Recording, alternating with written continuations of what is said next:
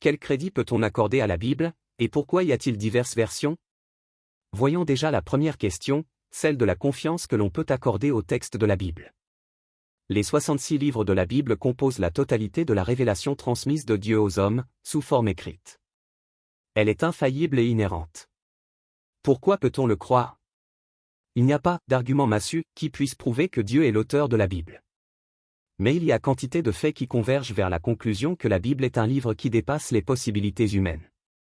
L'authenticité du texte est aussi confirmée par la meilleure connaissance de l'Antiquité, acquise au cours du XXe siècle. On a trouvé confirmation de l'existence des peuples et de villes que l'histoire profane avait complètement oubliées, et que des recherches archéologiques, Bible en main, ont permis de retrouver. Et aucune découverte n'est venue contredire le texte de la Bible. 1. La Bible forme un tout, équilibré, toutes les parties, bien qu'écrites sur des milliers d'années, sont complémentaires les unes des autres. Elle comprend 66 livres, écrits entre 1450 environ, et plus 95, écrits par des rédacteurs fort différents, où l'on trouve aussi bien Moïse que le roi Nebuchadnezzar, chapitre 4 du livre de Daniel, ou le médecin grec, Luc. C'est un tout parfaitement cohérent, où la pensée de Dieu est progressivement révélée. Il n'y a aucune contradiction entre les pensées de ses auteurs. 2. La Bible ne contient aucune contradiction avec elle-même, dans les textes originaux. Du fait qu'en hébreu les chiffres s'écrivent avec des lettres, il y a quelques versets où une lettre mal copiée donne une variante, par exemple entre dans les livres des rois et des chroniques. Il y a aussi un petit nombre de versets, dont on n'est pas absolument sûr que le mot à mot soit exact, sans que le sens de la phrase ne soit remis en cause. 3. Les prophéties.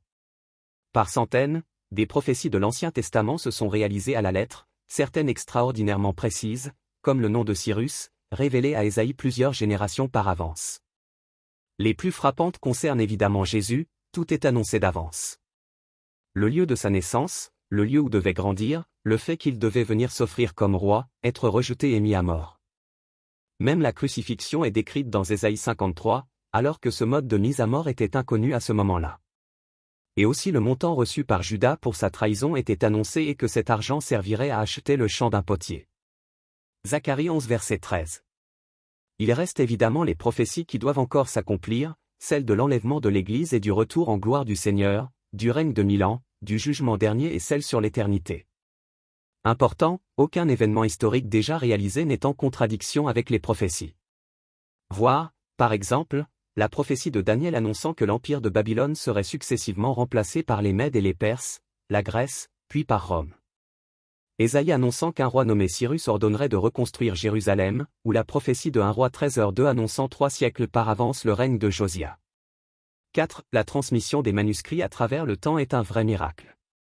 Dieu a pris soin que sa parole soit transmise à travers les siècles. On possède beaucoup plus de manuscrits anciens de l'Ancien Testament que de tout autre ouvrage ancien.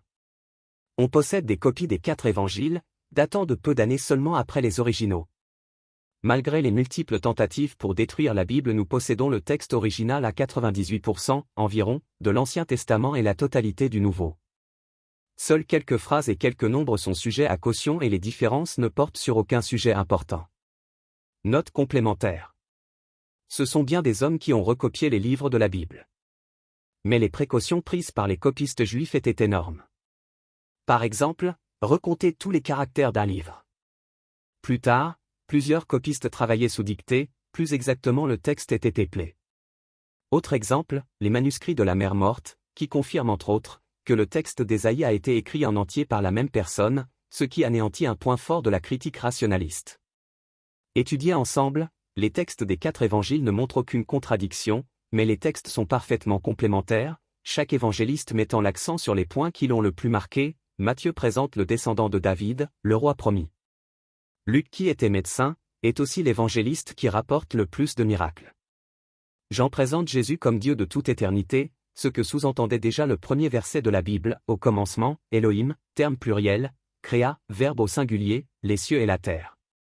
Pour l'harmonie des évangiles, pour les 2 généalogies de Jésus, une des façons de savoir si ce message est crédible est d'analyser ce qu'il dit de la création. Pour une courte évaluation du calcul des possibilités d'existence d'un univers correspondant par hasard au texte des 2 premiers chapitres de la Genèse, il existe un excellent petit livre « Il faut beaucoup de foi pour être athée » de Ralph Shalley. Voici le chiffre de cette probabilité, elle est de 1/25 00000000000000000. Un texte qui donne un tel taux de concordance avec la science doit pour le moins être étudié avec respect. Les livres appelés apocryphes sont des livres juifs qui n'ont jamais été considérés comme inspirés, contrairement aux autres livres de l'Ancien Testament. Ce n'est que tardivement que l'Église catholique les a ajoutés, notamment parce qu'on y parle de prières faites pour les morts. Ils avaient été traduits en grec par les Septante, qui avaient été chargés de traduire toute la littérature hébraïque, pas seulement les livres inspirés. Concluons. Ce qui est évident, c'est que seule la Bible dévoile le plan d'amour de Dieu pour les hommes. L'être humain, coupé par son péché de sa relation avec le Dieu infiniment saint, peut retrouver le contact originel en acceptant le sang de Jésus comme sacrifice expiatoire pour ses péchés. En passant par cette nouvelle naissance, l'homme devient une nouvelle création. Celui qui a le Fils a la vie, celui qui n'a pas le Fils n'a pas la vie. 1 Jean 5 verset 12.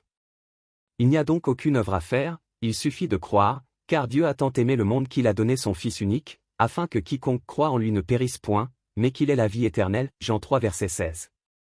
C'est cela, qui est unique, parmi toutes les religions.